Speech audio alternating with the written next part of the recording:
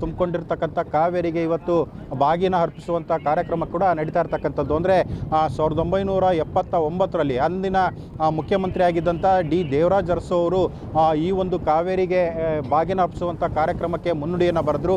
ಅಂದಿನಿಂದ ನಿರಂತರವಾಗಿ ಕನ್ನಂಬಾಡಿ ಅಣೆಕಟ್ಟೆ ಭರ್ತಿಯಾದ ಸಂದರ್ಭದಲ್ಲಿ ಆ ಕಾಲದಲ್ಲಿ ಇರ್ತಕ್ಕಂಥ ಆಯಾ ಸಿ ಎಂಗಳು ಕಾವೇರಿಗೆ ಸಂಪ್ರದಾಯಬದ್ಧವಾಗಿ ಏನು ಬಾಗಿನವನ್ನು ಅರ್ಪಿಸುವಂಥದ್ದು ಸಂಪ್ರದಾಯವಾಗಿ ಮುಂದುವರ್ಕೊಂಡು ಬಂದಿರತಕ್ಕಂಥದ್ದು. ಅದೇ ನಿಟ್ಟಿನಲ್ಲಿ ಇವತ್ತು ಕೂಡ ಮುಖ್ಯಮಂತ್ರಿ ಸಿದ್ದರಾಮಯ್ಯ ಅವರು ಇವತ್ತು ಬಾಗಿನ ಅರ್ಪಿಸುವಂಥ ಕಾರ್ಯಕ್ರಮಕ್ಕೆ ಆಗಮಿಸ್ತಾ ಇರ್ತಕ್ಕಂಥದ್ದು. ಹೀಗಾಗಿ ಈ ಒಂದು ಬಾಗಿನ ಅರ್ಪಿಸುವಂಥ ಕಾರ್ಯಕ್ರಮಕ್ಕೆ KRS ಅಣೆಕಟ್ಟೆ ಸಂಪೂರ್ಣವಾಗಿ ಸಕಲ ರೀತಿಯಲ್ಲೂ ಕೂಡ ಸಿದ್ಧವಾಗಿರ್ತಕ್ಕಂಥದ್ದು. ಈಗಾಗಲೇ KRS ಅಣೆಕಟ್ಟೆಯ ಮೇಲ್ಭಾಗ ಸಂಪೂರ್ಣವಾಗಿ ಈಗಾಗಲೇ ವಿವಿಧ ಬಣ್ಣಗಳ ಪುಷ್ಪಗಳಿಂದ ಅಲಂಕೃತಗೊಂಡಿರ್ತಕ್ಕಂಥದ್ದು.